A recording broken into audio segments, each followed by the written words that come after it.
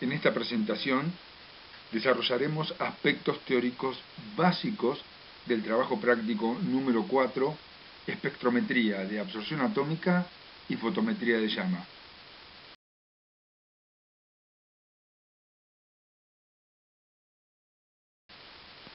Repasando, cuando una especie es irradiada con radiación electromagnética, puede absorber determinadas longitudes de onda y promover sus electrones a un estado excitado.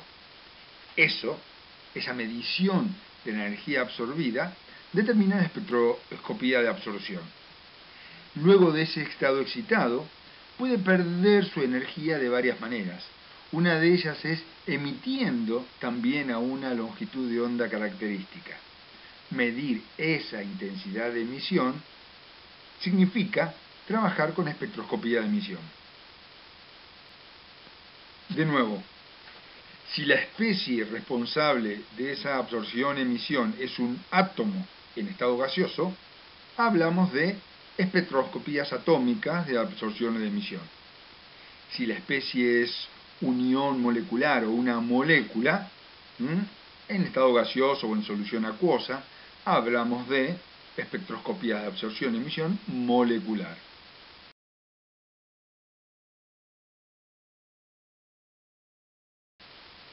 Observen la gran diferencia entre una molécula y un átomo. Las moléculas poseen, además de niveles electrónicos, niveles vibracionales y rotacionales, por las uniones químicas que existen entre ellas. Entonces, un electrón que es promovido desde un nivel electrónico fundamental a un nivel electrónico de mayor energía, también significa que va a tener distintos niveles vibratorios y rotacionales. Por lo tanto, el espectro de una molécula es la suma de líneas muy cercanas que se transforman en realidad en una banda de un ancho espectral de unos 20 a 30 nanómetros. Pero en lo que respecta a los átomos, existen solamente niveles electrónicos. Por lo tanto, la transición de un electrón del nivel fundamental a un nivel energético superior está implicando una única longitud de onda asociada con esa diferencia de energía. Respecto de los átomos, se habla de espectros de líneas y de las moléculas, espectros de bandas. Tienen acá el diagrama de transiciones electrónicas para el átomo de sodio. Observen que no todas las transiciones son posibles, solamente aquellas determinadas por la mecánica cuántica. Por ejemplo, no van a haber una línea que vayan del 3s al 4s. Además, no todas ocurren con la misma probabilidad.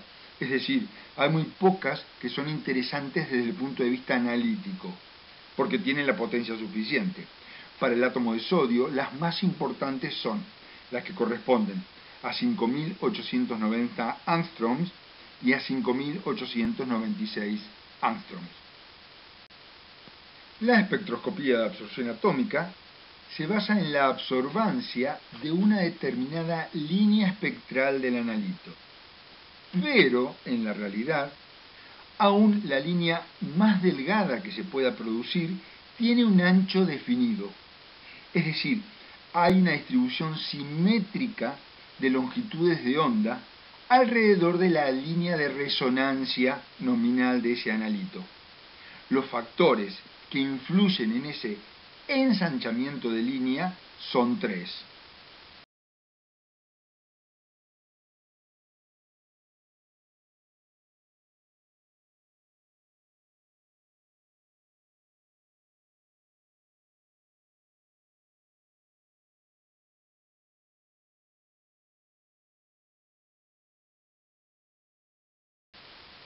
Como resultado de todo esto, el ancho medio de una línea de absorción del analito está en el orden de 0,1 a 0,01 nanómetros. Y eso depende de cómo se generen los átomos del analito para que puedan de esa manera absorber la radiación.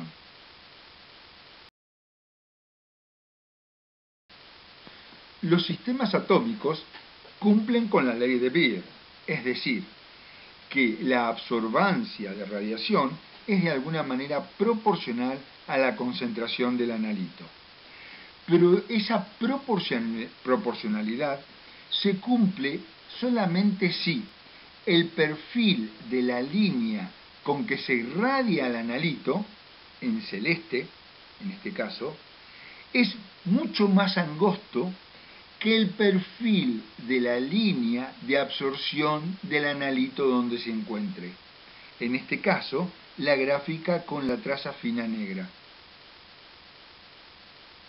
¿Cómo se obtienen átomos? Es decir, ¿cómo a partir de una solución de cloruro de sodio podemos obtener átomos de sodio para que puedan absorber longitud de onda característica a 589 nanómetros? La respuesta es entregando la suficiente energía para que esa especie se volatilice y se disocie en átomos. Eso se consigue a elevada temperatura. ¿Y cómo conseguimos esa temperatura? Fundamentalmente con una llama que produzca unos 2800, 3000 grados centígrados, o por atomización electrotérmica, es decir, haciendo circular corriente por un oro de grafito para que se eleve lo suficiente la temperatura. También, en algunos elementos como el mercurio, se puede generar átomos de mercurio por sistema de vapor frío. O otros elementos que forman hidruros volátiles que se descomponen fácilmente, como el arsénico o el selenio, transformarlos en esos hidruros y descomponerlos en átomos a 1000 Kelvin. Ahora, para que se cumpla la ley de Beer, hay que irradiar al átomo con una fuente que tenga un ancho de línea que sea mucho más angosto que el perfil de la línea de absorción del analito, el sodio por ejemplo, en la llama. ¿Cómo se consigue eso? Con una lámpara de cátodo hueco. La lámpara de cátodo hueco es prácticamente un cilindro que tiene un cátodo recubierto con el metal a analizar. No es de menester del trabajo práctico describir el funcionamiento, pero quiero que vean que la temperatura termodinámica de funcionamiento de una lámpara de cátodo hueco es unos 700 Kelvin, a diferencia de los 2800 o 3000 Kelvin que hay en una llama. Es decir, que el ensanchamiento de banda de Doppler es mucho menor. Además, dentro de la lámpara de cátodo hueco hay prácticamente vacío. Hay muy pocos átomos. Tienen neón o argón a 1,5 torr. Entonces, también hay muy pocos átomos para colisionar, a diferencia en una llama. En una llama, además de los átomos del analito, de todos los componentes de la solución, están los átomos y moléculas que provienen de la combustión, ¿sí? Por lo tanto, el ensanchamiento colisional también es muchísimo menor. Por eso es útil como fuente de radiación en absorción atómica. De nuevo, en la imagen de la izquierda, ven como el perfil de la línea emitida por la lámpara de cátodo hueco, en celeste, es mucho más angosta que el perfil de la línea del analito en la llama, en traza en negro. Y en el diagrama o en la figura de la derecha, observan que, aún existiendo analitos que tengan líneas de resonancia relativamente cercanas, es factible su determinación con una lámpara de cátodo hueco.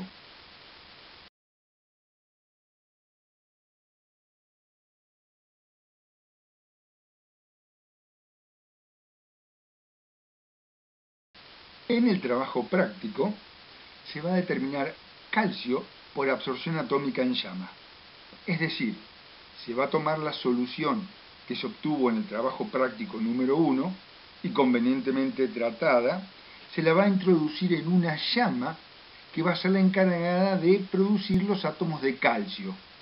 Esos átomos de calcio van a absorber parte de la radiación emitida por una lámpara de cátodo hueco de calcio. Como pueden ver en esta tabla, existen varios tipos de llamas que puedan producir átomos en estado gaseoso. Nosotros vamos a trabajar con una llama de acetileno-aire, fundamentalmente porque tiene muy buena temperatura para atomizar en especial los átomos de calcio y la velocidad de combustión es baja, lo que hace la llama mucho más segura. Las llamas en general presentan tres regiones diferentes. La primera se denomina zona de combustión primaria, donde no se alcanza el equilibrio térmico, así que rara vez se utiliza con fines analíticos. Después le sigue la región interconal, donde se alcanzan las mayores temperaturas y se encuentran fundamentalmente la mayor proporción de átomos del elemento. Luego se avanza hacia una zona de reacción secundaria, o cono más externo, donde es más rica en oxidante, hay una menor temperatura y los elementos tienden a estar presentes en forma de óxidos. La muestra se introduce en la llama a través de un nebulizador. Este consta fundamentalmente de un tubo capilar por donde se succiona la solución del analito por efecto Venturi, causado usualmente por el oxidante, en nuestro caso el aire. También se inyecta en esa cámara el combustible, en el trabajo práctico acetileno. Por lo tanto, una mezcla de aire, acetileno y una niebla de pequeñas gotitas de la solución del analito es introducida en el quemador. En ese lugar se prende la llama. Observen que el quemador es un terminal metálico que tiene una ranura que es fundamentalmente mucho más larga que ancha. Mide aproximadamente unos 10 centímetros de longitud y 1 o 2 milímetros de ancho.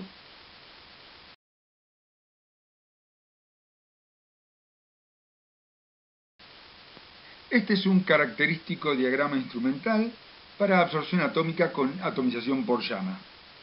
Consta básicamente de un nebulizador, desde donde se inyecta el oxidante, el combustible y una neblina de la solución del analito, un quemador, donde está la llama que va a generar la temperatura para atomizar la muestra, la lámpara de cátodo hueco, que se alinea con la ranura del quemador, un monocromador o selector de longitud de onda que separa fundamentalmente la radiación que se produce en la llama del pequeño rango de longitudes de onda donde se encuentra la línea de resonancia del analito.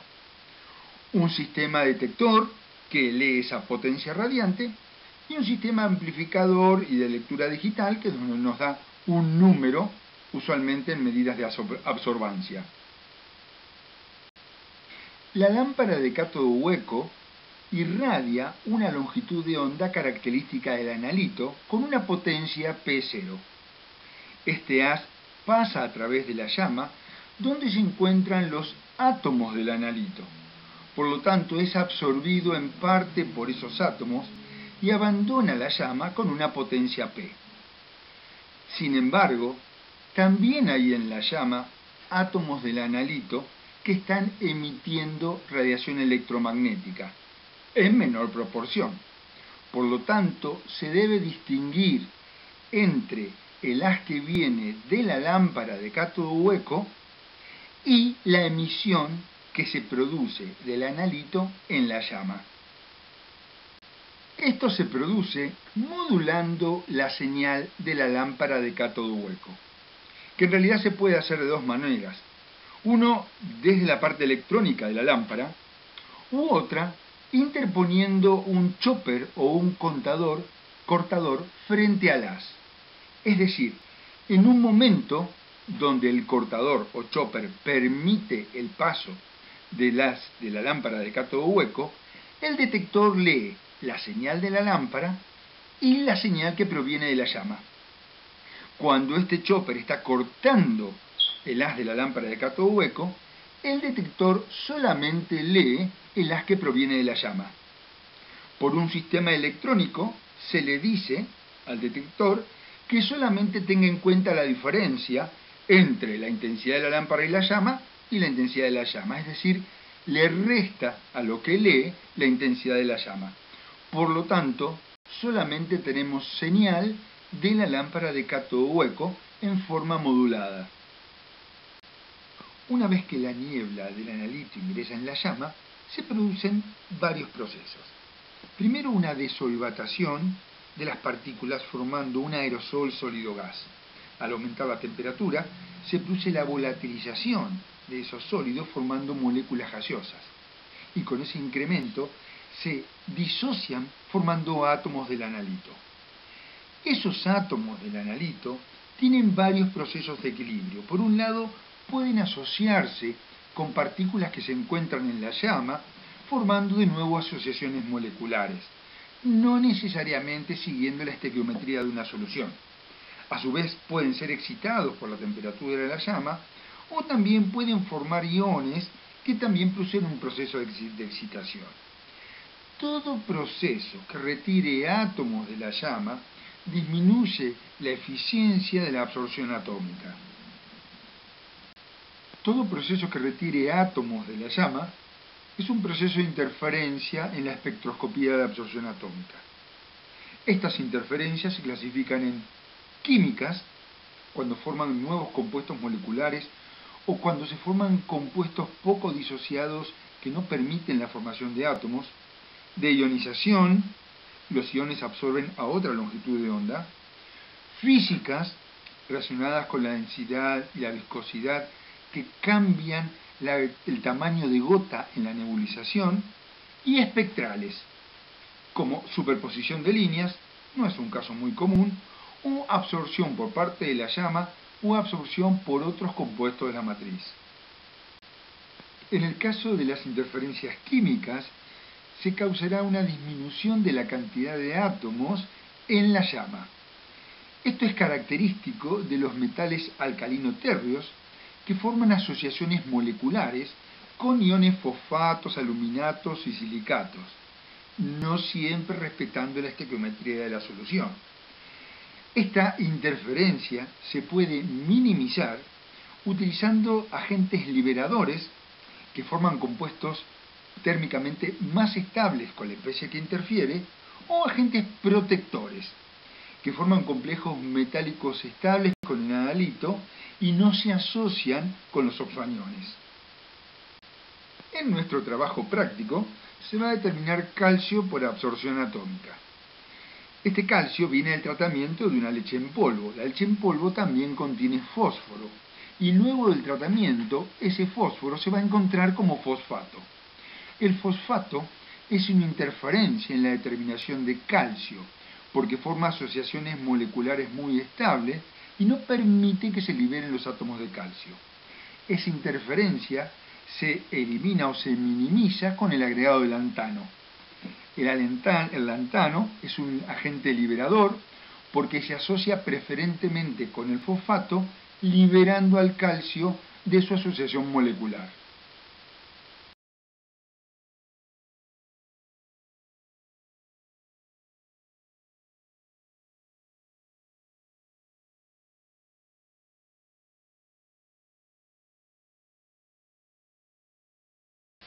La emisión atómica es la técnica espectroscópica que justamente mide la potencia o intensidad de emisión cuando un electrón de un analito en estado excitado vuelve a su estado fundamental.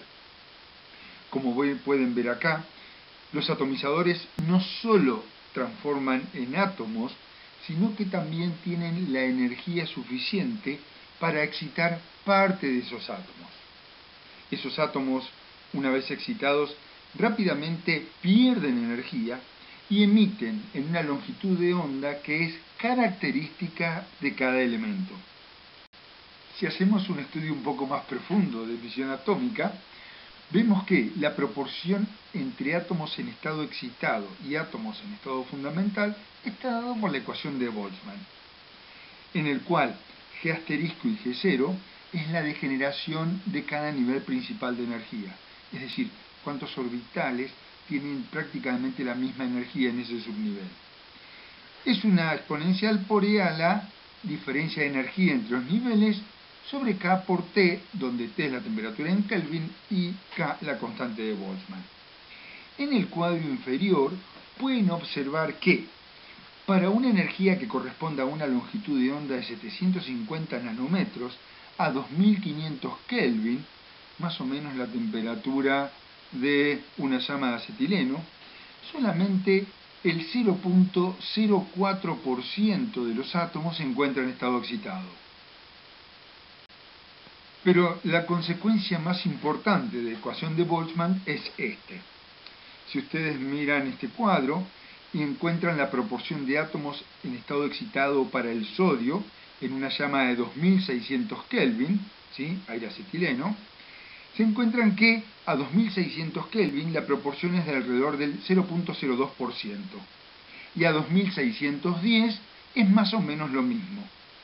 Sin embargo, la diferencia entre ellas es del orden del 4%, lo que significa que la espectrometría de emisión atómica tiene que tener un control muy específico de la temperatura, porque si no el error en las determinaciones es muy grande.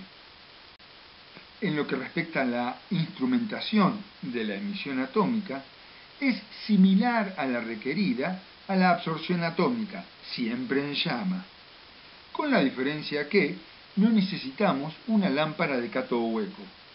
Sin embargo, aunque aquí no se observe, los monocromadores para emisión atómica deben tener mejor resolución.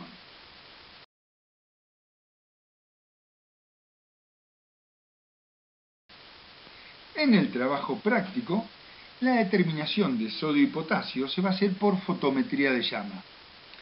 La fotometría de llama es un caso especial de emisión atómica, donde las temperaturas de la llama son bajas, del orden de los 1700, 1900 grados centígrados, y solamente se excitan a esa temperatura algunos metales alcalinos y alcalinotérreos. La metodología en fotometría de llama es similar a la realizada en absorción atómica, es decir, la muestra que está en solución es aspirada por un nebulizador que se convierte en aerosol. Esto se mezcla con el combustible, en este caso gas natural, y el oxidante, oxígeno del aire comprimido, y se le dirige al mechero. ¿Sí? En el mechero se producen los mismos equilibrios que vimos en absorción atómica. En este caso, se lee la emisión de radiación. El selector de longitud de onda es simplemente un vidrio coloreado y el detector es una fotocélula, lo que hace que el aparato de medición por fotometría de llama sea mucho menos caro y más accesible que un instrumento para leer absorción atómica. Por supuesto, no necesita de una lámpara de cátodo hueco. Como conclusión, la fotometría de llama se utiliza para determinar elementos alcalinos y alcalinotérreos, fundamentalmente sodio, potasio, litio y calcio, con una precisión relativa entre el 1 y el 4%. Y tiene sus inconvenientes, por supuesto. La intensidad de emisión es muy sensible a los cambios de temperatura, como hemos visto anteriormente, y además son comunes los problemas de interferencias espectrales y la autoabsorción. Finalmente les dejo un cuadro comparativo de las ventajas y desventajas de la emisión atómica.